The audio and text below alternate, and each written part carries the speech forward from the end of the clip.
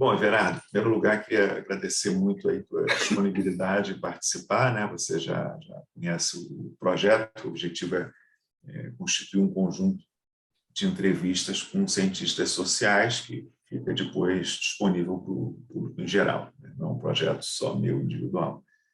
E, enfim, tem sido um prazer fazer e teremos hoje a oportunidade aqui de conversar sobre a sua trajetória, ok? Então, para mim é uma honra, tá, né, participar desse projeto, dar uma entrevista, né? Eu me sinto de um lado homenageado, de outro lado idoso. Pois é, vamos começar a tua família. Eu vi aqui, acabou de fazer 70 anos, é isso? Isso, acabei de fazer 70, exatamente. 1º de outubro de 51. Disse, caramba, mas não parece. Obrigado, Mas, Celso. obrigado. Mas, olha, queria começar pedindo para você falar um pouco sobre a sua família de origem, né? Seus pais ou avós. Você nasceu no Rio mesmo, né? Eu nasci no Rio de Janeiro, né, em 1º de outubro de 51. Meu pai era contador, né, já são falecidos, né? Meu pai era contador, minha mãe professora primária, né? E na família tinha também meu irmão, que era teatrólogo, também falecido, e tinha assim, um ambiente muito relacionado a questões, digamos, de livros, né? Tinha muito livro na minha casa, meu irmão tinha muito livro, minha mãe tinha um avô, né, que é meu bisavô, que era um cientista médico importante, Almirante Pereira Guimarães, que é até uma rua aqui no Leblon em homenagem a ele, que ele era cirurgião da Armada, né? Ele, na verdade, da Armada, primeiro imperial, depois republicano. Ele era um cirurgião que escreveu muitos trabalhos científicos, anatomias, etc. Inventou aparelhos. Então, essa coisa da ciência, minha mãe tinha muito firme dentro dela, mais pelo avô dela do que pelo pai. E do lado de meu pai tinha muitos escritores. Meu avô paterno era jornalista, um dos meus tios, irmão de papai também, né? E aí tinha uma coisa muito de livre leitura dentro da minha casa. Era um negócio bastante importante no início da minha vida. Como se eu tropeçasse em livro, enfim, a casa não era um apartamento bem de classe média, na Rua Temeleiros, enfim, em Copacabana, mas tinha mais livro do que espaço dentro de casa. Era bastante interessante. Então, eu cresci num ambiente muito assim. E quando muito marcado por isso, né? Por falarem coisas em línguas estrangeiras e por brincarem de livro. Meu irmão me contava muitas histórias que ele lia para mim, coisas que ele escrevia, meu pai e minha mãe também. E havia uma coisa interessante, houve uma coisa interessante também, como meus pais, os dois trabalhavam, né? Minha mãe, quase que uma das primeiras escolas para criancinha pequenininha, uma nursery school, né, como se chamava, eles falavam na época, que foi o Colégio Bennett, né?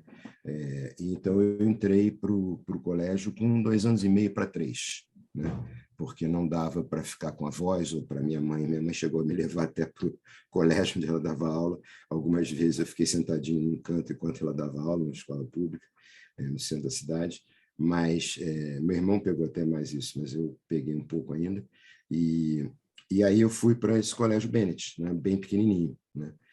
E lá foi, enfim, foi um encanto para mim. Foi realmente um lugar muito acolhedor. Era um semi-internato, né?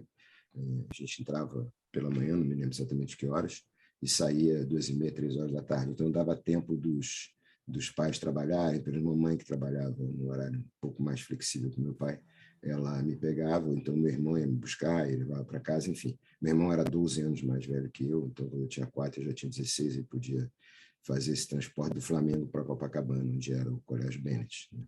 No Flamengo, no Marquês de Abrantes, onde é o Bennett. Isso.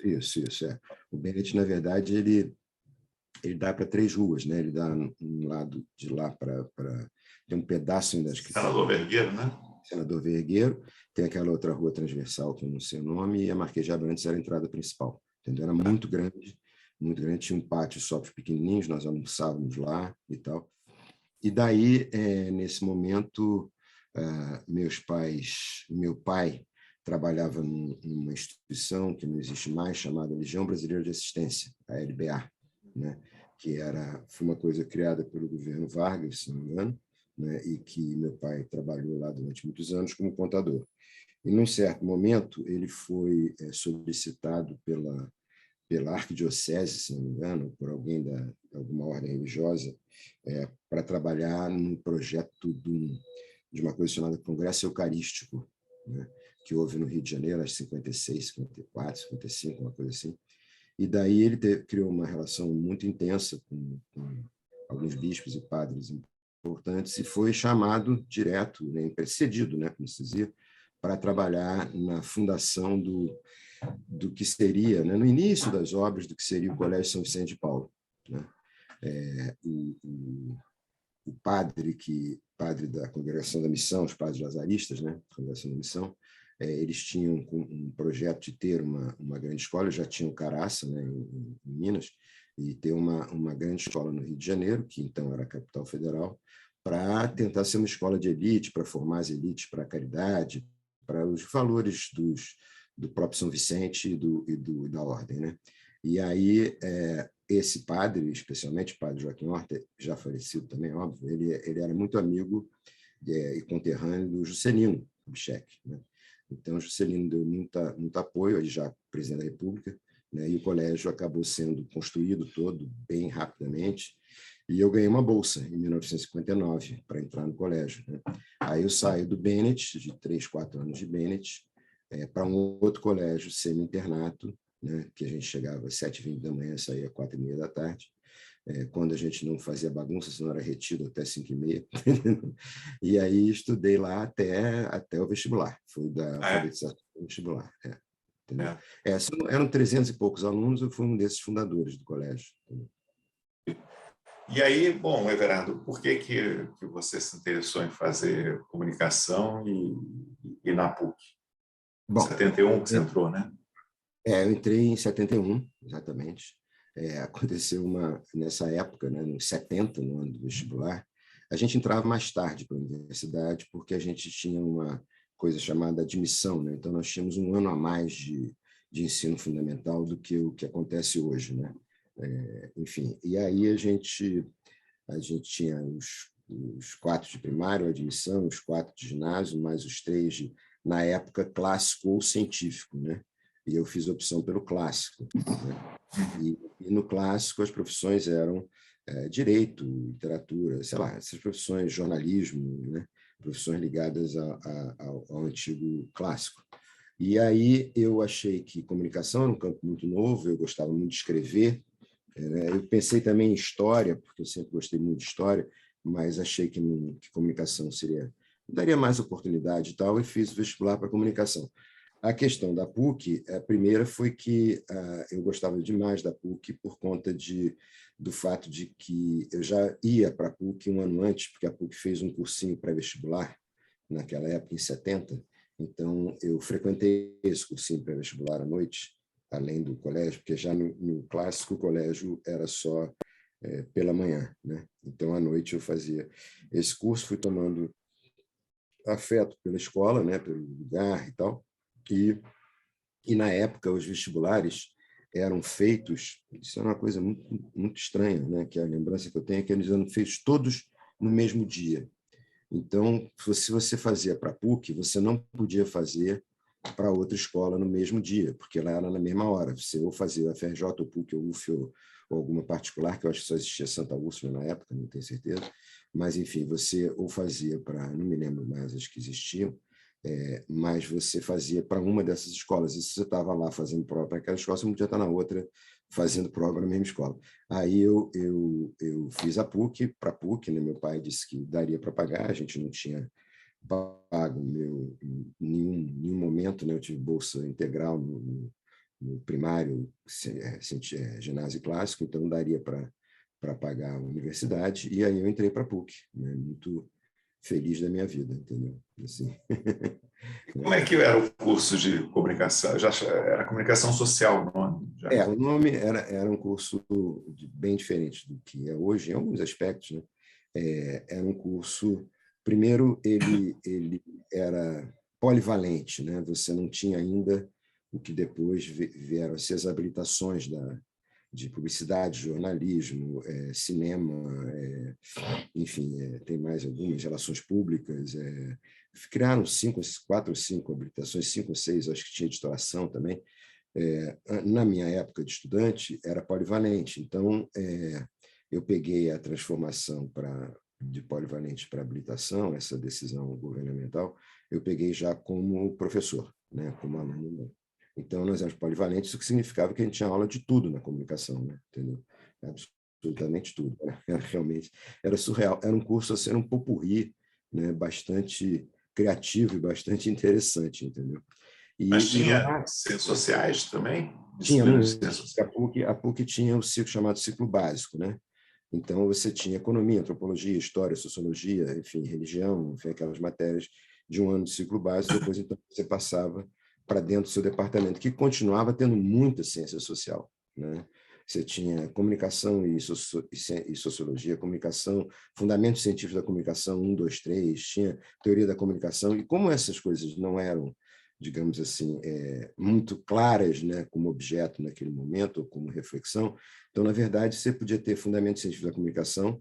Um dos seus professores, eu tive um professor, por exemplo, que me deu muito Freud, Lacan e coisa assim. Outro deu, sei lá, Durkheim, Lévi-Strauss. Era fundamento científico da comunicação podia ser qualquer coisa, né? Ou qualquer fundamento, né, científico para chegar na comunicação, porque não se sabia exatamente ainda. Imagine, estamos nos anos 70, né? No início dos anos 70, né? Então, o objeto era um objeto muito ainda obscuro, complexo, tinha algumas coisas. Já tinha, assim, de famoso na época, tinha a coletânea do Gabriel Conte, tinha a coletânea do Luiz Costa Lima, tinha, enfim, as coisas do McLuhan, você tinha o Roland Barthes, você tinha o Baudrillard do Tanto Sistemas de Objetos, acho que também já o Sociedade de Consumo, mas era ainda tudo muito multifacetado, entendeu? E o que aconteceu comigo, até eu escrevi isso num dos meus livros, aconteceu comigo uma coisa particularmente interessante, que foi a descoberta de que eu não gostava de fazer comunicação, mas eu adorava pensar comunicação, sobretudo narrativa publicitária. Esse estranhamento com o mundo da comunicação vem de muito cedo na minha vida, até já no clássico. Então, eu olhava assim, meu Deus do céu, que anúncio louco, como é que o bicho fala e as pessoas estão ouvindo, entendeu? É muito estranho os desenhos animados, aquelas canções de jingles e tal. E aí eu comecei a pensar, hoje em dia, né, parafraseando Lévi-Strauss, que comunicação, no meu caso, não era boa para fazer, era boa para pensar, tá certo? Então, eu comecei a gostar de pensar comunicação.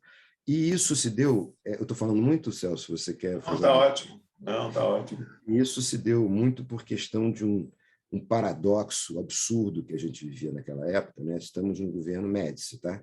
Então, assim, você tinha e na comunicação você via um paradoxo muito estranho, que era o seguinte: você tinha um professor, de repente, que vinha te ensinar relações públicas ou publicidade, tá? Então, ele te ensinava como fazer bons anúncios, como seduzir o público, como levar um pensamento a ser favorável a um produto, pessoa, instituição, que era o caso do RP, etc., né? E aí, em seguida, esse professor saía, entrava um outro que dizia o quanto a indústria cultural era cruel, era a posse dos detentores dos meios de produção, que faziam a cabeça das pessoas para que as pessoas consumissem e se adaptassem a uma ideologia perversa. Enfim, era um negócio assim tão doido, porque isso gerava sei lá, uma esquizofrenia, uma coisa assim, sei lá como é que nome dá isso, mas eram dois sinais, né? Uma ambiguidade absurda, né? Assim, de você, numa se mostrar, o negócio é meio do mal, assim, né?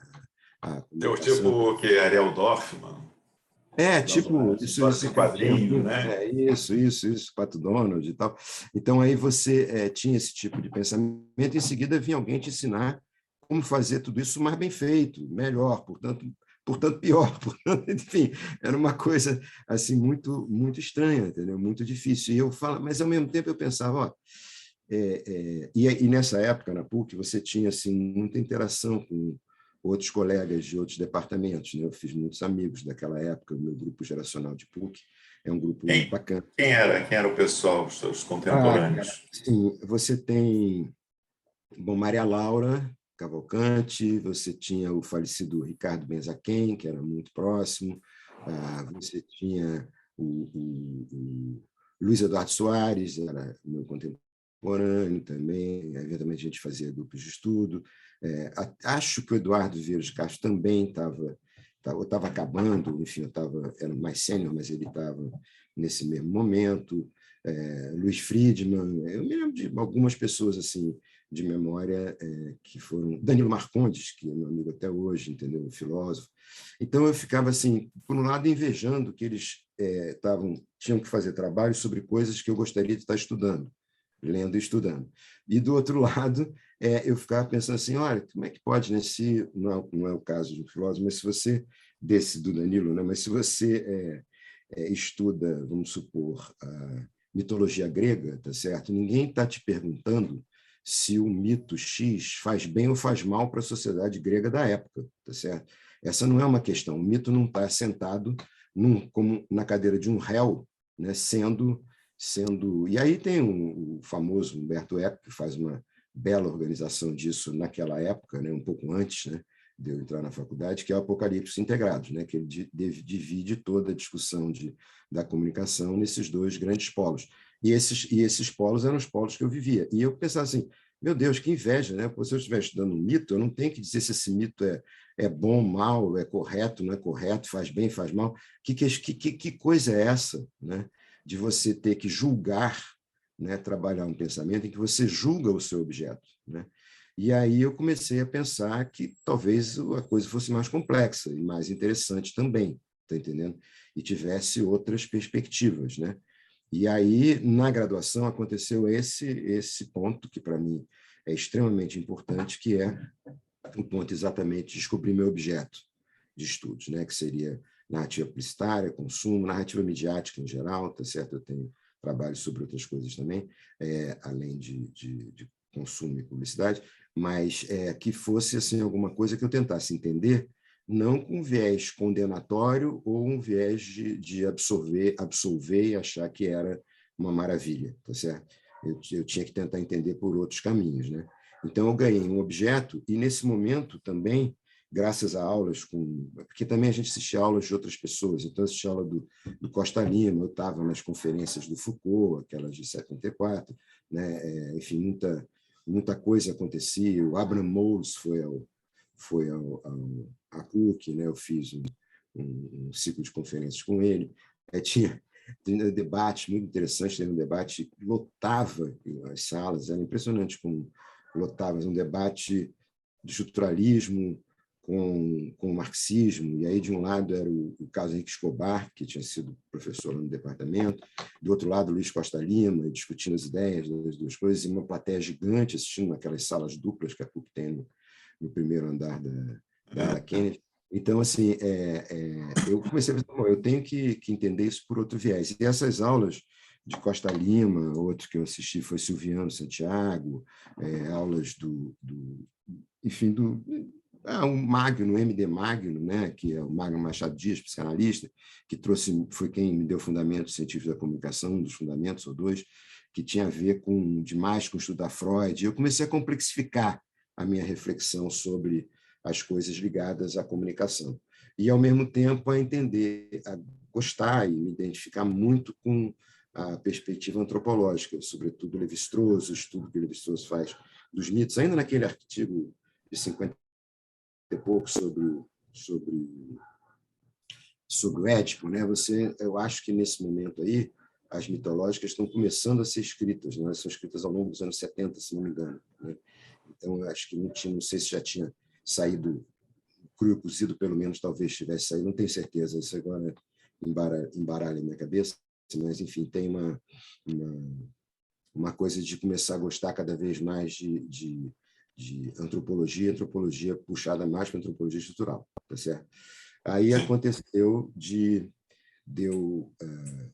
Você quer perguntar, Celso? Senão eu vou continuar falando. Não, era justamente a perguntar da antropologia, né? Você tinha interesse, mas você fez antes um mestrado em comunicação. Isso, exatamente. Aí eu fui fazer o museu, o exame eu pensei em entrar logo para o museu. O exame do museu, o primeiro exame do museu que eu fiz foi em 75. Eu estava ainda para me formar, não tinha acabado a graduação. E aconteceu que o exame no museu, naquela época, não sei qual você pegou, não sei se era o mesmo, eles davam uns temas para a gente desenvolver um pequeno paper de 10, 12 páginas em 10 dias, mais ou menos. Né? Tinha umas Então, temáticas. peguei já outro sistema de prova, bibliografia. Eles tinham mudado há pouco tempo.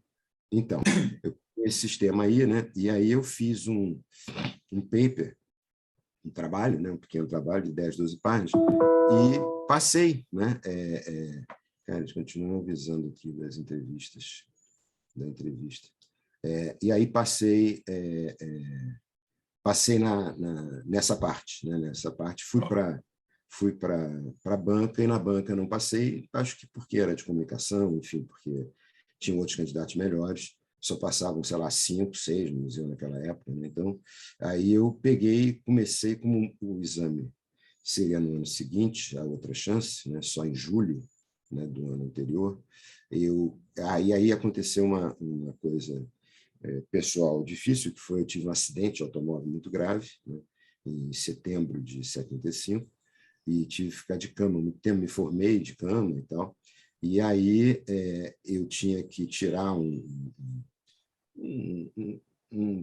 uma coisa cirúrgica, porque eu quebrei fêmur, então botaram uma haste dentro do fêmur, eu tinha que tirar essa haste exatamente um ano depois, que cairia no exame de 76 no museu, está entendendo?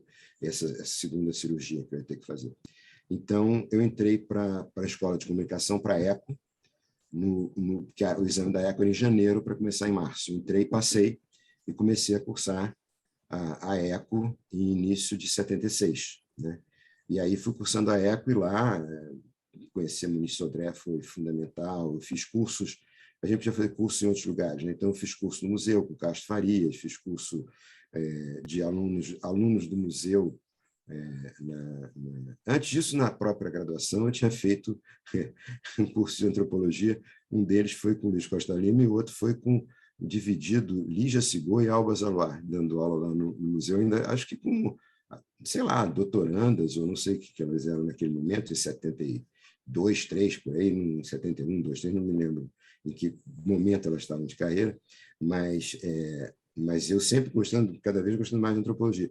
E aí fui fazer curso no museu, me saí muito bem nos cursos no museu, tirei A, enfim, o Castro Farias, que não era uma pessoa muito simples, né? Gostou muito dos meus trabalhos. Tive aula com ele também. Imagino. Mas ele era bonzinho já, isso já no final dos anos 80. Era muito ele era muito legal. Eu gostava muito dele, me dava muito bem com ele, entendeu? E ele gostou muito do trabalho que eu fiz e me deu etc., entendeu? Fiz um outro curso na própria ECO, que era dado por duas alunas também do museu na época. Uma delas era Márcia Bandeira de Mello, né? Uhum. Que na época era Leite Nunes, eu acho que era casada com Edson Leite Nunes. Edson Nunes, Depois ela fez doutorado em Chicago com o Becker, né? Howard Becker, os dois psicanalistas. Nunca mais soube de Márcia, eu gostava muito dela. E a outra pessoa era a famosa psicanalista, foi para Londres, aquela do livro das Instituições Totais, como é o nome dela? Você vai lembrar. Nossa Senhora, como é que ela me fugiu agora? Era Márcia Contins, aquela que mora na Inglaterra até hoje, que fez aquele livro de Instituições Totais, que saiu pela Kiamé, uma psicanalista. Daqui a pouco vem. Uma psicanalista super importante, entendeu? Se eu procurar aqui, eu tenho até o nome dela em algum arquivo de bibliografia.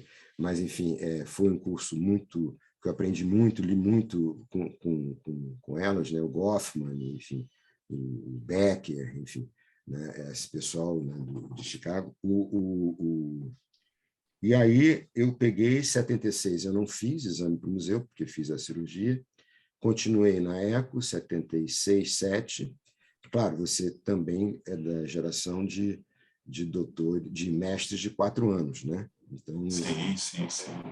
De 4 anos. Então, eu defendi a tese da ECO em 79, a dissertação, né? Mas em 78 não, em 77 eu fiz o concurso para o museu para entrar em 78.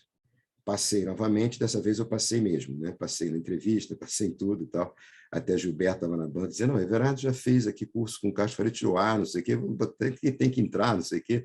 Eu acho que eu fui o primeiro, pelo menos alguém me disse isso no momento, o primeiro aluno de comunicação a passar para o museu, sabe? Ninguém tinha... Possivelmente ninguém tinha tentado também, não sei, mas enfim, né? Fui o primeiro a passar.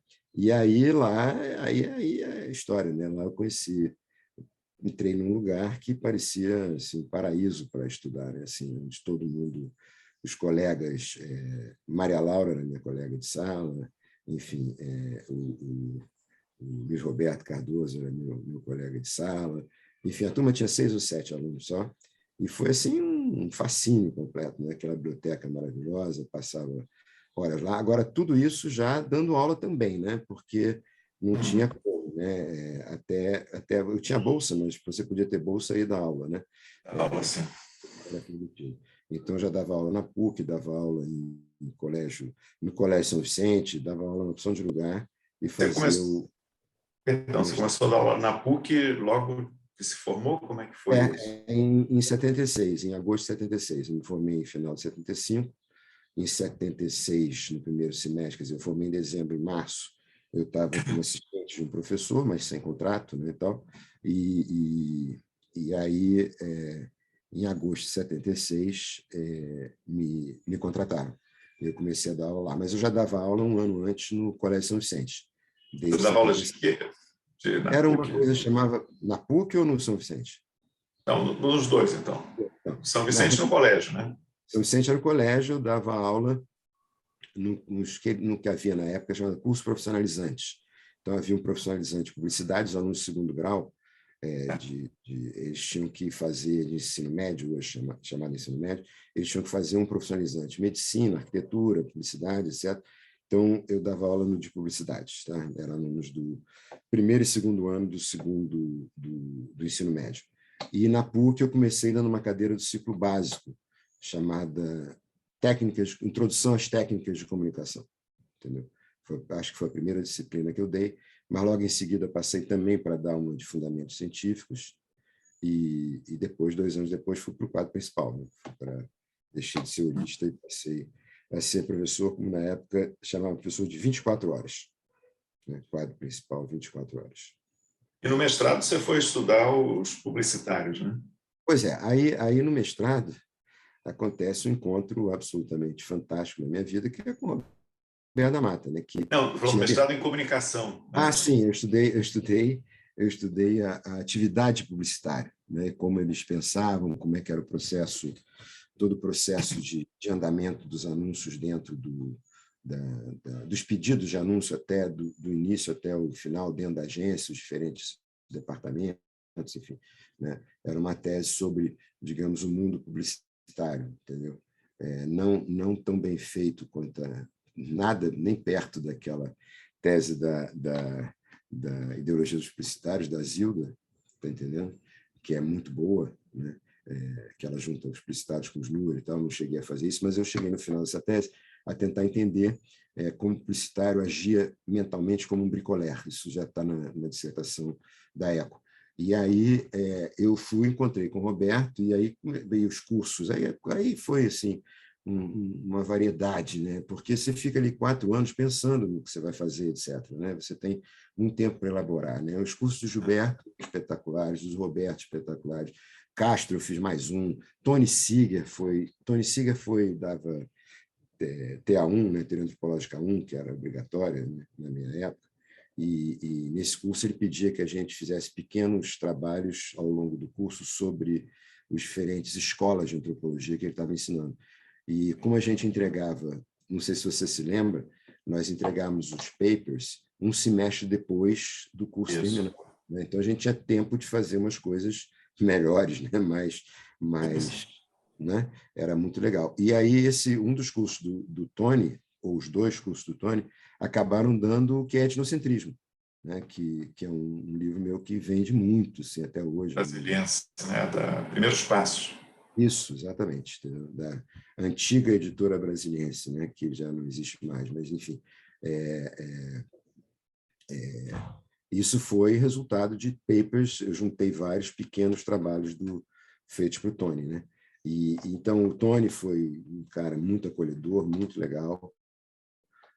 O Roberto, óbvio, que achou o máximo no estudo sobre publicidade, me deu umas coisas que ele tinha escrito à máquina sobre publicidade, magia e tal, né? Aí no museu lá com o Roberto, né, eu pude ler para valer, né, talvez tenha sido o livro mais importante para o meu pensamento, assim, que foi o Pensamento Selvagem, né? Da onde essa ideia de totemismo como uma passagem entre natureza e cultura tá muito bem explicada, né? O totemismo hoje, o Pensamento Selvagem, e daí eu levei essa ideia para as duas esferas da modernidade, produção e consumo. Isso muito a partir também do Marx, né, que dizia que a produção era desumanizada, etc. E a ideia de natureza era a ideia do desumano também, né, do que não era humano, né? Então, eu fiz essa passagem de uma coisa para outra. Nessa época, o Roberto Amata, ele, bom, tinha toda a produção como etnólogo, né? O livro do Zapinagé já tinha saído, e acho que os ensaios de antropologia estrutural, né? Que aí Sim, ele já falava sobre literatura, tem um texto sobre o povo e o diabo no campanário, ele já estava falando mais de sociedade, vamos dizer, sociedades complexas, como diria o Gilberto, né? Isso, o moderno contemporâneo, que o Gilberto depois passou a gostar muito, que eu acho ótimo esse nome, né? Assim, acho muito legal. Mas o Roberto já tinha publicado ensaios, porque eu li os ensaios, eu acho que ainda na graduação ou na ECO, e eu conheci o Roberto, ele estava escrevendo, né, o Carnavais, né? Quer dizer, eu entrei no museu em 78, o Carnavais sai em 79. Mas Na coleção do Gilberto da Zahar, né? exatamente. Exatamente. E aí eu vi alguns dos ensaios do Carnavais sendo elaborados ali nas nossas aulas. Que eu fiz um curso com o Roberto, acho que 74 ou 5, um curso, que eu fiz muito curso extra, sabe? Durante a graduação, né? Fiz curso no Museu do Índio, fiz curso da ABA, fiz curso, enfim, fiz um bocado de curso. E um deles eu fiz com o Roberto, sobre rituais. Um curso livre que ele deu num colégio. E aí... enfim, ele estava nesse momento, acho que escrevendo, você sabe o que a gente está falando, nesse primeiro momento, 74, 75. Né? O Roberto também se apresentou na PUC, ainda na minha graduação, eu fiquei completamente fascinado com ele, porque ele tem uma coisa muito interessante, assim, ele fala as coisas que são inteligíveis, né? Aliás, era muito o Gilberto também, dá para entender o que a pessoa está dizendo, não fica naquela mirabolância enlouquecida de alguns, na época, então, muitos, né, tinham, entendeu? Um rebuscamento conceitual. Só por curiosidade, já tinha os professores, vamos dizer, mais ligados à tradição do Bourdieu lá no museu? Não que eu lembre. Não que eu Zé lembre. Sérgio, Afrânio, Não, eles Lígia. estavam lá. Na verdade, assim, Lígia e Moacir eram professores, tá? Lígia e Moacir eram professores. Era professora a Ione, né? Linguística. A Chiquita, Geralda já? Francisca Giralda, Roberto, Gilberto Otávio, Tony, eventualmente vinha um convidado, tá certo? Mas, na verdade, não havia doutorado quando eu entrei no mestrado. Tá? O doutorado do museu foi feito criado durante o meu mestrado. Tá? Eu acho que como eu defendo a magia em 82, eu acho que o doutorado começa em 80, 81, alguma coisa assim, tá certo? 79, não tenho certeza. E nesse doutorado já entra, para o doutorado, que eu acho que entraram o Zé Sérgio, que entrou Eduardo, Afrânio, Pacheco, João, o Luiz Eduardo, o Luiz Luiz Fernando, Fernando. Luiz Fernando, tá certo? Essas pessoas eles estavam eu era calouro dessas pessoas no mestrado, digamos assim. Eles deviam estar terminando o mestrado e eu começando, tá certo? Ou ainda eles... Enfim, porque a gente fazia 2 anos de curso, 2 anos para a tese, né? Então, de repente, Eduardo já estava lá para o Zé Lapiti, tá entendendo? Via pouco lá, não é Lapiti que ele fez a primeira dissertação de mestrado? Né? Enfim, então, essas pessoas já estavam defendendo tal, as suas teses. Eu acho que não sei que número seria a minha tese. O museu tinha um site antigamente, um número que era a sua dissertação e sua tese na história do museu. Eu acho que isso saiu do site, não sei por que razão, enfim. Era bem legal, você sabia quando você defendeu, quem defendeu por perto, era bacana isso. Agora, a expectativa na época, Everardo, era em relação ao mestrado, mais até do que o do doutorado hoje em dia, né? Vários saíram livro também, né? Você vê muitos livros na história da antropologia, da produção editorial, que foram dissertações de mestrado do museu. Né? Magia e capitalismo é um caso, né? São muitos. Poxa, Ivone, Alba, aquele Palácio do Samba da Maria Júlia Goldwasser. Entendeu? É muita gente. Eu li muita dissertação do museu quando eu estava ainda na ECO e quando eu estava no início do museu, entendeu? Dissertações publicadas. Era um negócio assim, eram bons livros, eram dissertações que, como se brincava, elas ficavam em pé, né? Você botava assim, ela parava em pé, tá entendendo? Nunca é porque era grande o suficiente, você tinha que reduzir coisas para poder agora eu estou lembrando o Felipe, né, Baeta Neves, que faleceu recentemente. Pelo que eu sei, aquela Soldados de Cristo e a Terra de Papagaios eram 2 volumes, tá entendendo? Pelo que diz a lenda, entendeu? Eu tenho até o livro aqui, mas pelo que diz a lenda, eram 2 volumes, né? Enfim, era um negócio assim diferente de hoje, né? Muito diferente, muito. E mais, né? Como não havia doutorado, eventualmente tinha alguma coisa na USP ou então fora do Brasil, o que acontecia? Quem tinha mestrado tinha um Ford Ases na mesa de pôquer, tá entendendo? Era assim um cara muito prestigiado, né? Já era quase sênior, digamos assim, né? Porque você fez o mestrado, né? Depois é que, enfim, agora mudou tudo, mas agora o doutorado é nível de entrada, então... Agora, em termos de vamos dizer, clima intelectual, né? Estruturalismo estava no auge na sua época, né? Com certeza. Era uma coisa assim impressionante. Era muito forte, muito poderoso, muito criativo, né? Muito, né? Lévi-Strauss escrevendo direto, as mitológicas. Depois você dá uma olhada aí no Google, mas eu acho que é exatamente anos 70, né? Durante os anos 70, né? Então aquilo fascinava todo mundo, entendeu? Os debates eram grandes, a produção do Roland Barthes, que mexia muito com comunicação, era muito grande, tinha muitos estudos estruturados, porque é como se assim os 4 grandes lá do estruturalismo, né? O Lévi-Strauss tentava fazer da antropologia estrutural uma ciência dura, né? Uma coisa ciência, né? O Foucault, uma coisa mais puxando para a história, para a construção do pensamento e tal. O Lacan com a psicanálise. E o Roland Barthes era um cara, que é o 4º grande nome, talvez, era o cara que abriu para tudo, né?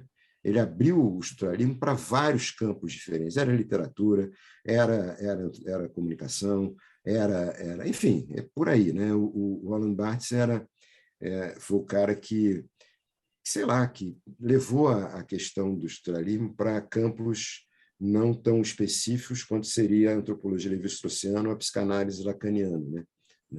Tem aquele livro do François Doss, na História do Estruturalismo, é um espetáculo, não sei se você já teve a oportunidade de ler, mas é uma maravilha, né? Assim, sobretudo o primeiro volume, o outro já é a decadência, mas o primeiro volume, que é o boom, né?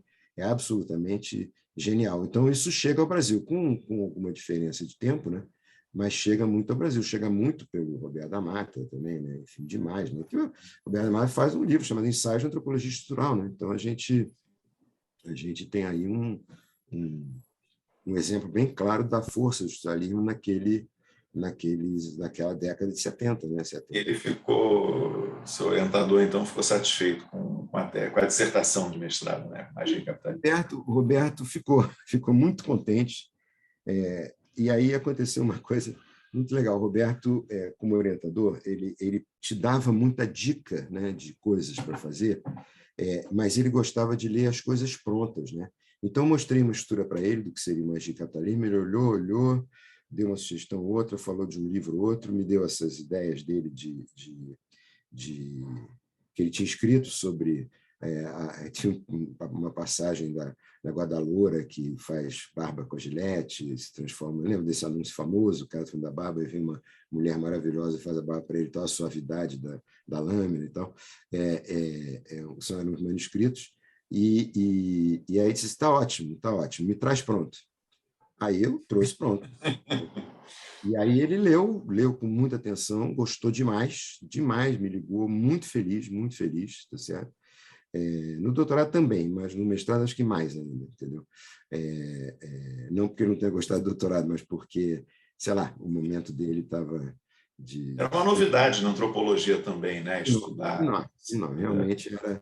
A indústria cultural tinha aqueles trabalhos mais clássicos, né? Da tradição tinha aquela pesadona, né? Aquele negócio apocalíptico integrado, né? Aqueles dois movimentos que Humberto Eco detecta, né? E o Magia era uma outra coisa, bem diferente, né?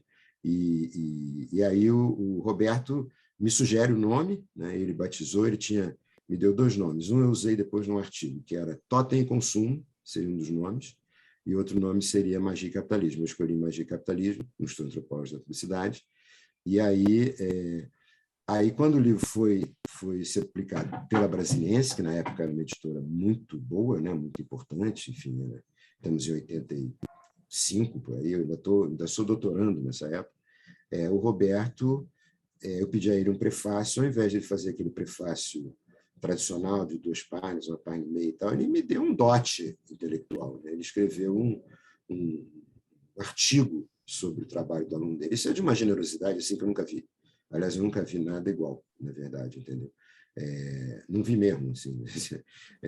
Só você pensar na introdução à obra do Marcel Mauss. Fora daí, você pegar um aluno teu, né? E aí a hierarquia era o contrário, né? Era o Mauss e o Lévi-Strauss, digamos, começando. O Roberto já era o Roberto, eu era um reles aluno de doutorando na época, né? Ele não era nada. De repente, ele faz um prefácio prazeroso para Everardo Rocha, que é um artigo acadêmico extraordinário, entendeu? É citado a beça e tal, até, entendeu? Então, foi assim um grande presente acadêmico que o Roberto me deu, um enorme presente acadêmico. E o livro foi um grande sucesso, né? Tem várias edições até hoje, não? Tem várias edições. Te colocou muito no foco como ser pioneiro, né? Vamos dizer assim, seria um campo de antropologia e publicidade, depois do consumo, indústria cultural, essas coisas todas. Essas coisas que eram bem vistas como ralé intelectual na época que eu estava escrevendo, tá certo? Até a bendita Mary Douglas, né, que era uma craque mundial, escreveu O Mundo dos Bens, né? Aí deu legitimidade à ideia, tanto que ela fala, né, para uma antropologia do consumo, ela meio que quase que cria uma área, né? Enfim, ela deu uma força, cara, ela foi assim, do ponto de vista da minha moral, né, porque a pergunta, a brincadeira, a zoação que faziam comigo, lá com colegas e amigos e tal, você estuda consumo porque você gosta de shopping, você estuda consumo porque você gosta de comprar. Eu não sou nem um aficionado de nada disso, né? Eu gosto de entender aquela loucura que é esse mundo do consumo, entendeu? E da narrativa publicitária. Mas aí a Mary Douglas vai e puma, e o Barron Issue, blogs, né? Os dois vão lá e fazem esse livro. E aí a coisa... Antes o Roy Wagner já tinha chamado uma invenção de cultura, invenção das culturas, né? Ele já tinha chamado... Invenção da cultura, acho que no singular. Ele já tinha chamado a magia de publicidade, a publicidade magia, né? Tanto que ele fala que um dos motes publicitários mais comuns nos Estados Unidos era "It works like magic", sobre determinados produtos de limpeza e tal. terminava dizendo it works like magic, entendeu? Né? Então, ele tem umas passagens, 3 ou 4 páginas dele sobre o assunto O nesse Salles, livro. no Cultura e Razão Prática, também fala um pouco, né, Também. de consumo, de uso de cores. Na verdade, o Cultura e Razão Prática, né, quando você para e pensa assim, é um livro um pouco sobre a história da antropologia, né?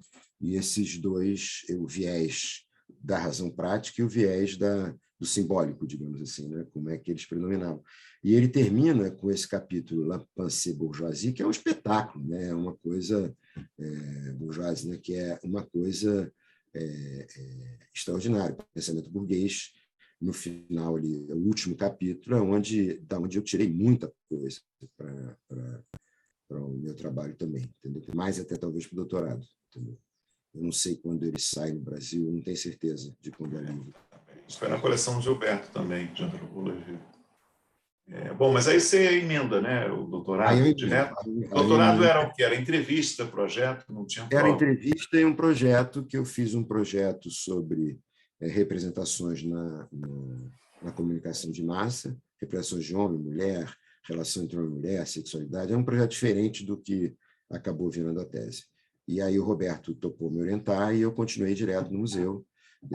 Quer dizer, direto médio, né? Porque a tese, o Magia defendido em 80, direto, no ano seguinte, 83, eu entro no doutorado. Mas o Roberto Mata, ele sai do museu antes de você terminar, não? Você termina em 89, você defende. Eram poucos cursos no doutorado, né? Quer dizer, quando eu fiz era um curso só obrigatório, o resto era tese. Era o que a gente queria fazer, na verdade, né? Eu fiz curso, porque aí teve uma geração de esses ex-colegas que eram os meus veteranos quando era mestrado, tinham se tornado professores, né? Então, eu fiz curso com o Eduardo, fiz curso com o Luiz Fernando, tá entendendo? Fiz curso com esses professores que agora tinham feito concurso, né? Eram doutores e tinham feito concurso lá para o museu. Ou estavam se doutorando, tinham feito concurso, porque na época não precisava de doutorado para fazer concurso, né? Então, estavam se doutorando e eu fui aluno de vários deles, entendeu? Foi muito legal. Muito legal. E Gilberto, outra vez eu fiz, Roberto, eu fiz curso também. Eu devo ter feito, não sei, Celso, mas sei lá, não sei quantos cursos, mas eu sei que o período talvez que eu tenha mais estudado mesmo na minha vida foi o mestrado, entendeu? O doutorado, eu estudei bastante, mas já muito focado no que eu queria fazer de tese, entendeu? Agora eu queria falar, o Roberto Mata, ele saiu do museu antes de você defender, não? Você continuou orientado por ele? Ele, na verdade, eu continuei orientado por ele, por carta, né? No fundo. Foi mais ou menos a mesma coisa, mostrei uma estrutura, ele me deu alguns toques de livros absolutamente fundamentais para a minha reflexão, sobretudo o Karl Polanyi, A Grande Transformação, que eu nunca tinha lido até aquele momento. Foi um livro extraordinário para o que eu estava pensando em fazer, tá entendendo? E aí ele foi para Notre Dame. Né? Foi para Notre Dame e a gente se correspondia bastante, que eu me lembro, entendeu? Bastante, quer dizer, dentro do que era a normalidade naquela época, né? 3, 4 cartas por ano, talvez 2, 3, tá entendendo? Eu dava notícias, de vez em quando ele vinha, né, ao Brasil também, entendeu? A gente estava juntos, né? E aí veio para a defesa, né? Voltou para a defesa. Não sei se ele voltou, ficou no museu ainda um tempo, depois fez o concurso para a UF.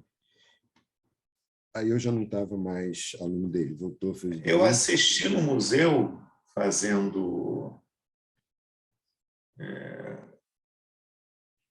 acho que o doutorado, não me lembro o mestrado. A primeira vez que ele voltou ao Brasil depois de ter ido para Notre Dame, que deu uma palestra no museu. Então. Assisti. Você entrou em que ano lá? Eu terminei mestrado em 89 e 90 comecei o doutorado. Quer dizer, emendei não porque era no meio do ano, né, que você fazia a seleção. Eu defendi, se não me engano, em setembro, em março comecei foi mais ou o menos doutorado. Eu acho que, então, claro, então, quando eu estava doutorando, você estava mestrando, né? Então, talvez tenha sido, né, em 89, que foi a defesa da minha tese, tenha sido uma dessas vezes que ele veio ao Brasil que você assistiu a palestra dele, entendeu? Não, Celso, eu queria lembrar que eu tinha passado sem mencionar. Primeiro, a outra professora que deu o curso junto com a Márcia foi a Rosine Perelberg, né? que escreveu um livro muito bom sobre instituições totais, chamado Fronteiras do Silêncio, né? Acho que Rosine hoje é uma psicanalista importante na Inglaterra, enfim, ela nunca mais soube notícias. A última pessoa que me deu notícias foi exatamente me falou isso, né? Foi o Ricardo Benzaquem, que já faleceu. Enfim, isso é uma coisa que eu queria lembrar. E outra na minha formação acadêmica, que foi extremamente importante, que eu passei, porque a gente estava falando muito de mestrado e doutorado, foi a experiência ainda logo depois de formado, que eu tive o privilégio de ter sido aluno de graduação de uma professora que talvez tenha sido uma das professoras mais importantes da minha vida, possivelmente, foi Madalena Diegues, né? Madalena Diegues era professora da PUC, e eu fiz curso com ela de antropologia, tirei 10, ela gostava muito do que eu fazia e tudo. A gente teve muita empatia, assim, até porque tinha umas relações familiares.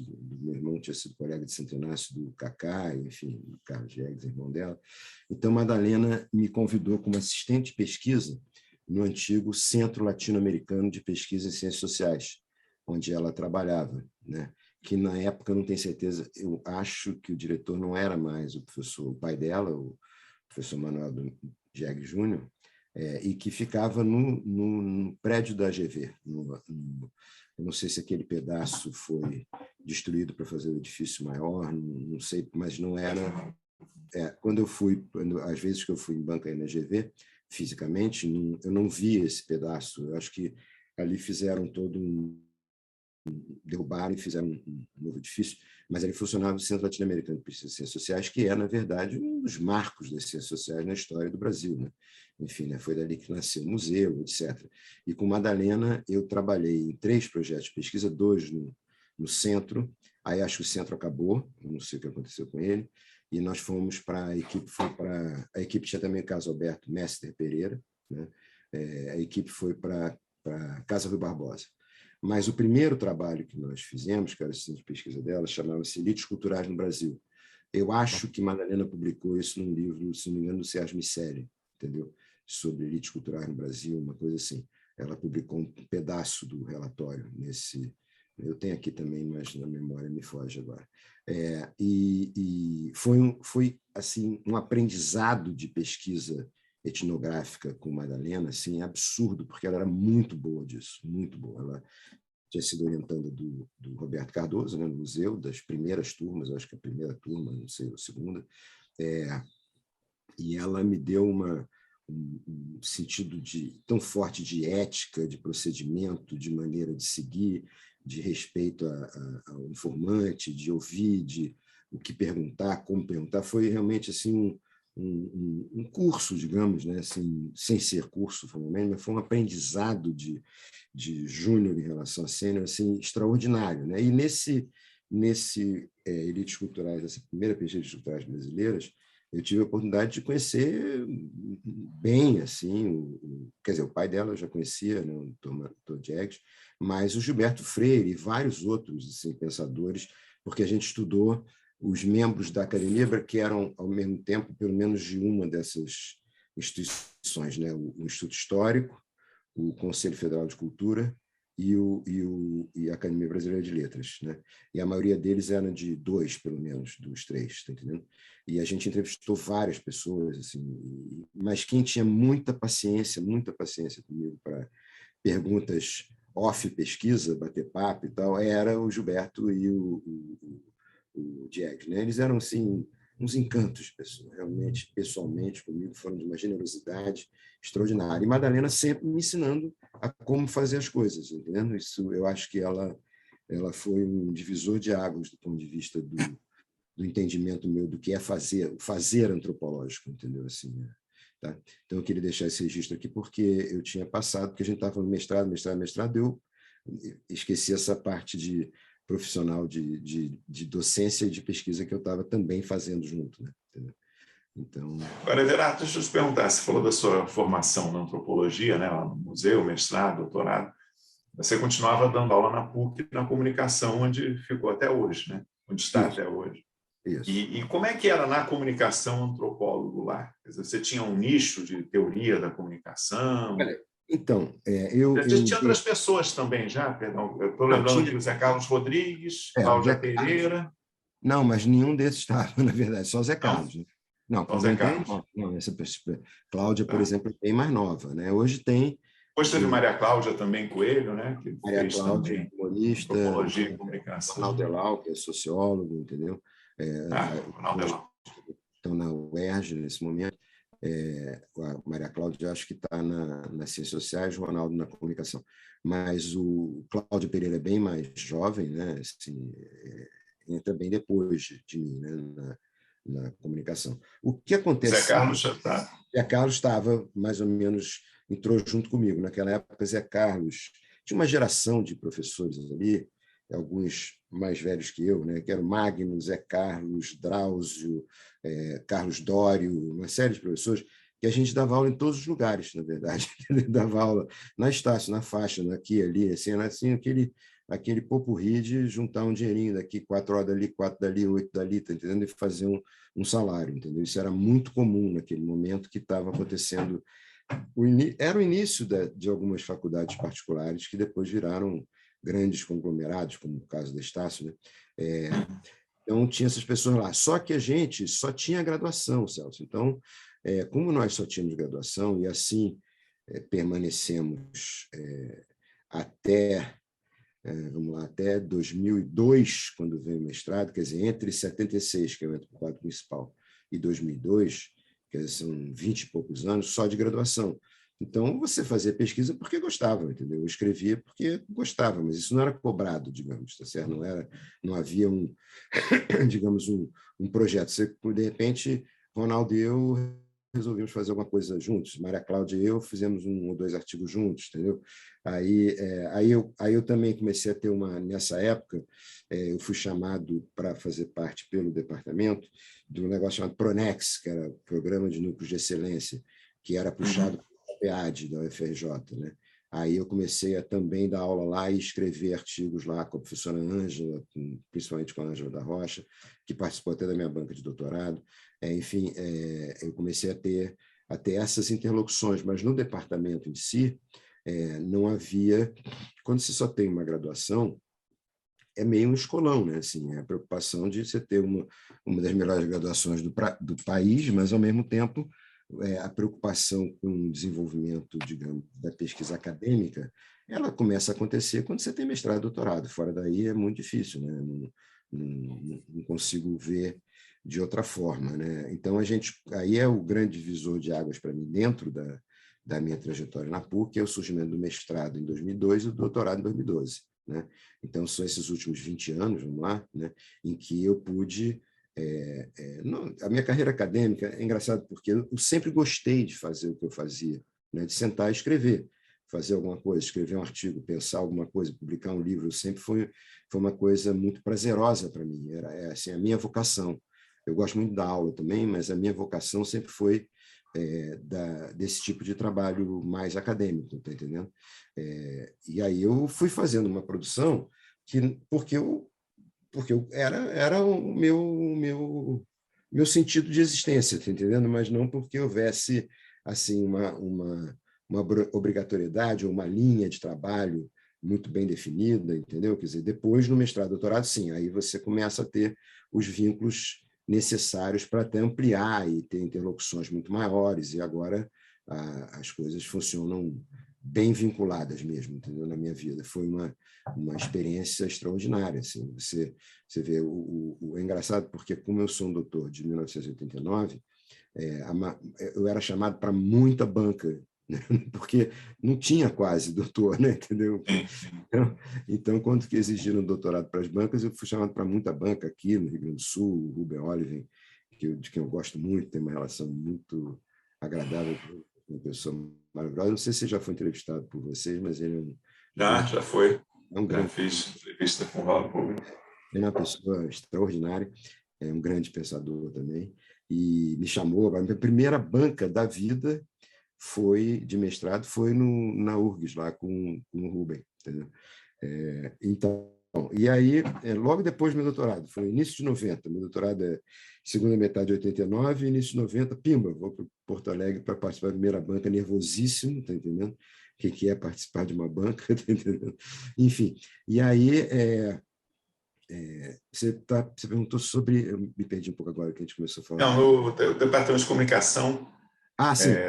você ficou com um espaço, vamos dizer, Isso. reservado para a sua antropologia. Eu e Zé Carlos éramos os antropólogos ali, né? Quer dizer, o Zé Carlos mais sênior do que eu, né? Uma pessoa que eu tinha lido os trabalhos dele, eu tenho um respeito grande intelectual por ele, um excelente orientador e professor também. Tabu do Corpo, né? Que era o livro. Tabu do Corpo, Tabu da Morte, Comunicação, Tecnologia, enfim. É um cara com, sei lá, 10, 15 livros. O Zé Carlos, ele foi muito meu amigo durante a ausência do Roberto aqui do Brasil na minha tese de doutorado. Eu conversava muito com o Zé Carlos, né, sobre a tese e tal. Ele lia às vezes pedaços da tese, mas era assim, em almoço, jantar e coisa assim, entendeu? Era uma pessoa próxima. Até agora, a revista Alceu, lá do nosso programa, ela fez um número em homenagem ao Zé Carlos e tem um pequeno artigo meu contando essas histórias. Tem artigo de 4 pessoas ou 5 pessoas sobre o Zé Carlos, tem um podcast com ele, porque o Zé Carlos se aposentou, né? Então, enfim, foi feita essa homenagem a ele. Mas não havia nada, enfim, era assim, um antropólogo, como o outro era de letras, o outro era, sabe, assim, os doutores, né, os que se tornam doutores nos anos 90. O Zé Carlos é doutor do início dos 80, eu acho, do meados dos 80. Eu sou do final dos 80, e aí vários outros no início dos 90 fizeram doutorados também, mas mais 2 em letras, né? Então, assim, você tinha o pessoal mais da letras, aí alguns foram fazendo, que aí já existia, 90, acho que já existia doutorado em comunicação. Algumas pessoas fizeram na USP e tal, não sei quando é exatamente o da ECO, mas deve ser por aí, tá entendendo? Então, não havia um nicho. Aí, depois que você tem o programa de pós-graduação, é que tem uma linha de pesquisa chamada Comunicação e Representação, na qual está o meu projeto, entendeu? De pesquisa sobre consumo narrativa publicitária, e eu agora tenho tendido muito, Celso, para, eu acho que ao mesmo tempo recuperar um amor de juventude, que é a história, tá certo? E ao mesmo tempo o fato de estar ficando velho. Eu estou cada vez mais fazendo história cultural do consumo. Já há uns 10 anos que eu tenho trabalhado e orientado coisas ligadas à história cultural do consumo, entendeu? Eu publiquei muita coisa sobre isso, até um livro com 2 ex-alunos de doutorado meus, que é o Paraíso do Consumo, que a gente pegou aquele livro do Paraíso das Damas, né, do Émile Zola, que é quase uma etnografia de um grande magazine, né? E aí fizemos uma análise do livro, mostrando a questão da magia, da mulher, do trabalho, do tempo, enfim. É um bom livro, assim, um livro que eu gosto muito. Mas, enfim, eu estou tendendo mais para a questão de história cultural do consumo e da narrativa publicitária, porque você descobre coisas assim absolutamente extraordinárias, né? Você descobre parcerias, por exemplo, entre movimento feminista e consumo, entendeu? Coisas que poderiam ser vistas como inimigas, ou pelo menos nos apocalipses integrados estariam. E também, talvez, no plano pessoal, a gente vai tendo a memória, né, de propagandas de 40, 50 anos atrás, que você não tem quando tem 20 anos, né? Tudo toda a razão. Você falou lá da coisa da barba, eu me lembro do primeiro sutiã, você tem grandes, né? Sim, você tem vários clássicos, vamos dizer assim. Aí você saiu, um aluno saiu fazendo um artigo sobre esse anúncio meu sutiã e os ritos de passagem do Van Gennep, você tem um artiguinho para um aluno de mestrado. Entendendo?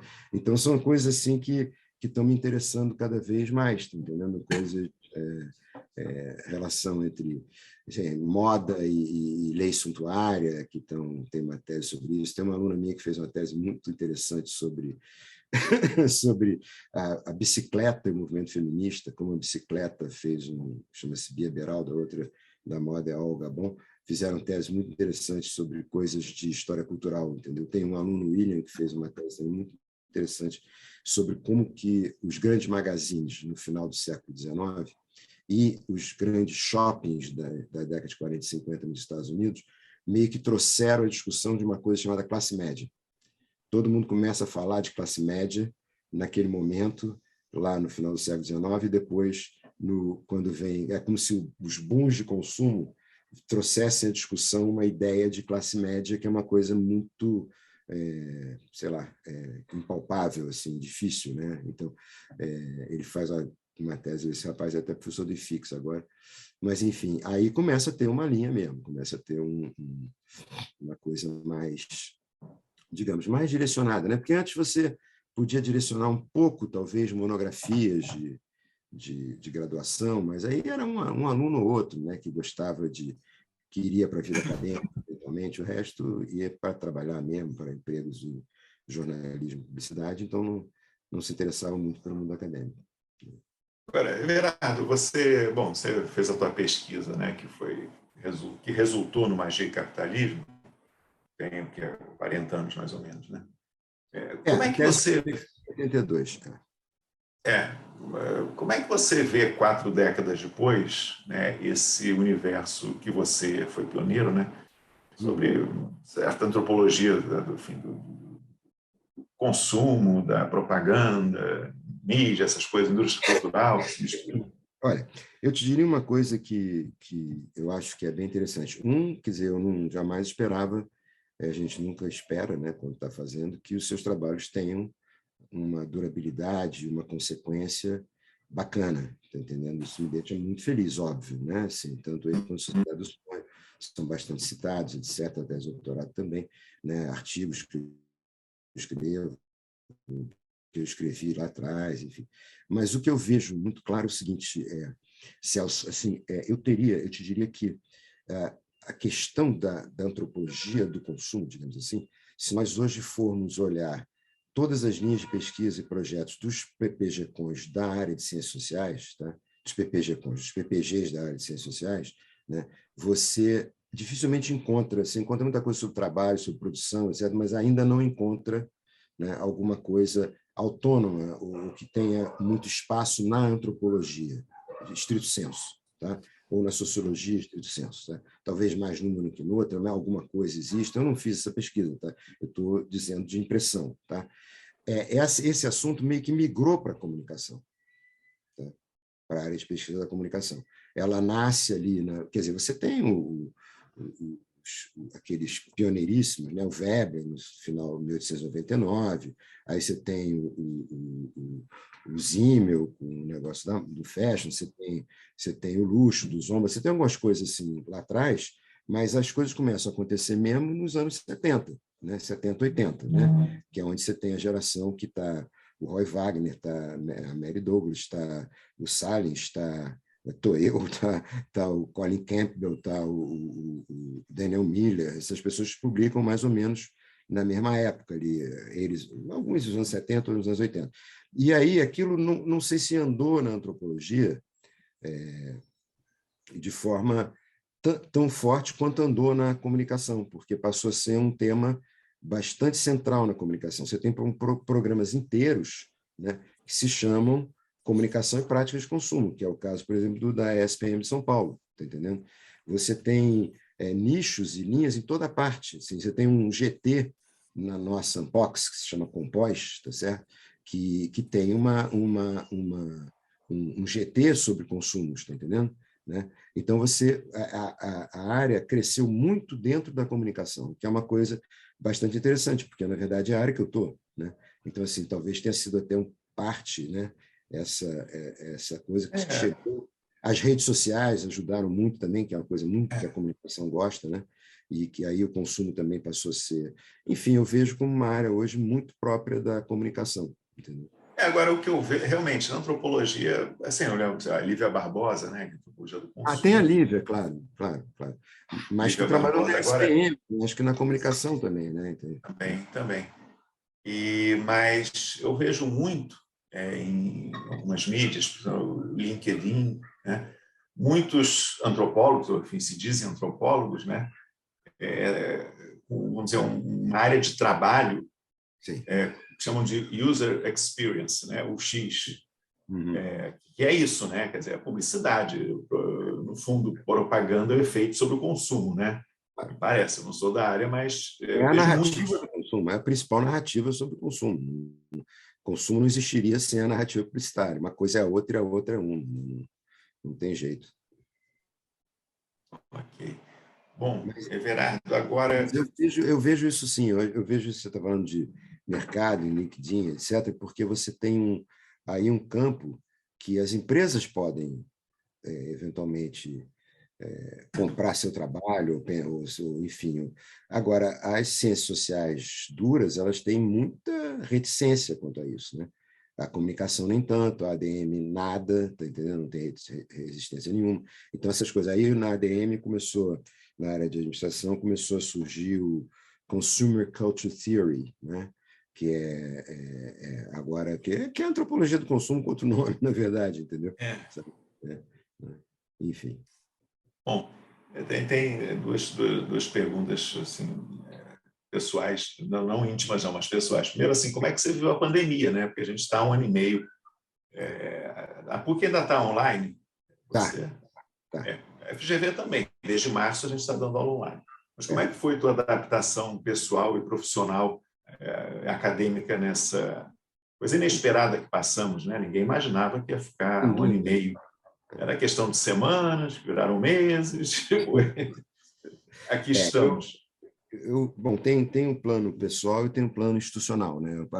Do ponto de vista da PUC, eu acho que é preciso pensar em alguma forma segura de volta ao campus, porque o campus é uma das coisas mais legais, a experiência do campus, né? Eu tenho, agora já tenho alunos de graduação, tenho sobrinhos, por exemplo, que entraram em 20 para a PUC, tá certo? E nunca pisaram na PUC, né? Estão no início dos seus cursos, né? Na metade dos seus cursos, né? Nunca tiveram a experiência que a gente brincava de fazer pilotis 1, pilotis 2, lembra dessas coisas? Então, Pilotos diretórios também tinha, né? isso, o próprio o bosque, quer dizer, a PUC é muito bonita, né? Muito agradável de estar, é um lugar acolhedor para caramba, é um lugar muito bacana, assim. Você vê, às vezes, mães passeando com crianças de carrinho no campus da PUC, tá entendendo? É um lugar assim, é um parque, né? É um lugar muito bacana. Então, essa experiência ela tem que ser resgatada para o bem dos estudantes, da instituição, etc, etc. Aí está um grande dilema de como isso será feito, de que maneira, quando, isso ninguém sabe. Está se planejando no semestre que vem, é uma parte online, uma parte presencial, aí presencial, uma coisa é presencial num departamento que tem uma centena de alunos, outra é presencial num departamento que tem 1.500 alunos, como direito, ou 1.000 como comunicação. São situações diferentes, né? Você tem salas que cabem mais alunos, salas que caberiam no máximo, que as turmas são planejadas para 20, 25 alunos. Então, 20, 25 alunos. Aí fica muito empilhado, é muito difícil. Aí você bota uns online, outros, enfim, está tudo É. muito no ar ainda, tá certo? Do ponto de vista pessoal, eu revivi uma experiência muito estranha, que você deve ter pego o garoto ainda, eu já peguei com a vida acadêmica andando, né? Que é a experiência de ter tido pela primeira vez um computador, tá certo? Até Magia e Capitalismo foi todo escrito à mão, tá certo? Passado por uma secretária do museu que datilografava aquilo, aí você depois relia, escrevia pelos lados da página, parecia o Word. Você reescrevia, você colava pedaços, assim, você colava um trecho enorme, que era um parágrafo no meio, aí colava no papel, ficava aquele negócio pendurado, aí ela tinha que botar dentro do texto. Enfim, né, eu vivi isso, Sociedade do Sonho. Artesanato intelectual. Exatamente. Escrevi à mão. Vai lá, pega uma caneta e escreve, entendeu? Então, assim, eu vivi isso até, sei lá, eu acho que o primeiro computador que eu vou ter, 89, quando estava fazendo a tese de doutorado, que eu tinha até Roberto da Mata, que me vendeu, que era uma máquina de escrever Hamilton, que tinha uma tela de fosfato verde do lado, e ia aparecendo o que você estava escrevendo, e você, não sei como é que chamava aquilo, mas aqueles disquetes, aquelas bolachas grandes que você salvava e tal, foi a primeira coisa que eu vi. Então, assim, não me tornar tecnofóbico naquela época, entrar, porque eu já estava em meio de carreira, né? Não era quer dizer, era jovem, mas não era uma criança ainda, né? Mais, né? Nem adolescente. Então eu estava já, eu vi gente que se tornou tecnofóbica mesmo, tá entendendo? Assim, que não teve muita dificuldade, né, nessa passagem. E eu entrei muito bem nisso, dominar inteiramente Word, PowerPoint, Excel não muito, mas PowerPoint muito bem, e-mails, sites. Aí vem os sites, eu me lembro do surgimento do Netscape, aí começam os sites. Então, tudo isso eu me adaptei muito, tive uma boa flexibilidade com isso, tá certo? Uma boa celular, rede social, apesar de eu não gostar, não participar muito, mas tenho familiaridade e tal. E aí, quando veio a pandemia, do ponto de vista da passagem minha para o ensino online, funcionou muitíssimo bem. Então, eu não tenho... A PUC foi de uma agilidade, de uma competência absurda para fazer isso. Foi um negócio assim, mostrando uma qualidade do pessoal que trabalha com essa área e com disponibiliza coisa, como os professores lutaram para fazer os departamentos, o nosso departamento era reunião atrás de reunião, treinamento, coisa assim, foi muito bem feito, entendeu? E tem casos assim que eu acho que, de repente, certas disciplinas talvez nunca mais voltem para o presencial, porque tinham umas coisas meio absurdas, por exemplo, orientações de TCC, que a gente chama de projeto experimental, a gente ficava... A nossa tem horário fixo, então a gente ficava numa sala, num horário fixo, esperando o aluno que quisesse vir para uma orientação. E, às vezes, não via ninguém. Você ficava lá aquelas 2 horas lendo, tal, né? Enfim, tudo bem, mas você não estava orientando ninguém. Por quê? Porque, às vezes, o aluno tinha uma dúvida relativamente simples, ele está num trabalho no centro da cidade, ele não vai sair do centro da cidade para ir lá te perguntar alguma coisa, tá entendendo? Né? Então, assim, eventualmente, certas cadeiras voltam. A dificuldade de... Coisas assim, a dificuldade de bolsas, por exemplo, na pós-graduação, né? Bolsas... Há pouco ninguém paga, tá? Mas as bolsas para você receber o dinheiro e ficar com o dinheiro está muito difícil, tá certo? Então, como estão muito difíceis, eu tenho, por exemplo, no meu curso agora de doutorado, eu tenho uns 2 alunos que só estão fazendo curso porque estão 2 de 7 ou 8, tá? Eu tenho 2 ou 3 que só estão vendo curso porque é online, porque eles estão no trabalho, eles não poderiam estar indo à PUC, porque senão eles perdiam o emprego, tá entendendo? E também o cara não troca um emprego que pague direito para uma bolsa de 1.100 do mestrado, né? Entendeu? Então, é uma situação cada vez mais... Eu não sei, eu consegui... Nós estamos vendo, nós estamos conversando, participamos de uma qualificação de banca. Qualificação. Participaremos de uma dissertação. Agora, funciona muito bem, eu me sinto bem confortável, tá entendendo? Não tive maiores problemas de adaptação, não. Entendeu? Agora, acho que institucionalmente é importante tentarmos voltar de alguma forma, em algum momento, algumas partes, tá? Eu não sei exatamente o que, né? Ótimo, Everardo. Tem uma pergunta que talvez seja a última pergunta que eu tenho aqui no meu roteiro, mas que eu costumo fazer para todos os entrevistados desde o início do projeto, né? Se você tivesse que destacar, lembrar agora de um livro, uma obra, enfim, alguma coisa que mais te marcou na tua vida, o que é que vem à mente? Uma Pensamento leitura? selvagem. Pensamento selvagem. Pensamento selvagem. Junto com o totemismo hoje, né? Eu acho que esse seria o que mais marcou para mim, o que me deu uma boa ideia, uma grande ideia. Aliás, eu adoro dizer para os meus alunos para voltarem sempre ao que eu chamo dos clássicos, né? Sabe? Você sempre encontra... Como eles pensaram em primeira vez sobre tudo, o Roberto Mato gosta de dizer isso também, eles fizeram grandes espelhos, né, da humanidade, né? Então, você lá se encontra em Marx, se encontra em Weber, encontra em Durkheim, eu coloco o Levi-Strauss nesse grupo também, apesar de ser mais jovem, né? Você volta nos clássicos, você sempre acha uma boa coisa. Aliás, eu acho que o caminho de pesquisa para consumo, né, e para narrativa publicitária será exatamente ler os grandes clássicos sobre coisas como magia, totemismo, xamanismo, transe, tá? Que você vai... Porque é engraçado, todos os antropólogos, não sei se eu estou falando demais além da conta, mas todos os antropólogos que estudaram isso, né, estudaram consumo, eles sempre relacionaram o consumo com alguma dessas categorias, né? Mary Douglas com ritual, o Roy Wagner com magia, eu com magia, com totemismo, o Daniel Miller com sacrifício, o Colin Campbell com Daydream, que parece um transe, enfim, assim, é uma coisa impressionante como esses termos que eram usados para entender fenômenos das ditas sociedades tribais, tá entendendo? Eles se tornaram termos importantes para entender o consumo contemporâneo. Acho que há uma coisa qualquer aí entre a ideia de sagrado e consumo, entendeu? Então, eu acho que é um caminho. Mas, para mim, foi o pensamento selvagem com a ideia de totemismo como um mediador entre natureza e cultura. Foi a grande... E como um modo de pensar, né? Entender o pensamento mágico como uma forma de pensar, né? Não como qualquer outra coisa, mas um modo de pensamento. Excelente, Everardo. Assim, eu estou muito satisfeito. Que bom. Não Que bom. sei se faltou alguma coisa que você queira mencionar, Não, mas só seguir aqui. dizer que é uma honra ter sido entrevistado no projeto. Estou muito, Imagina. muito feliz.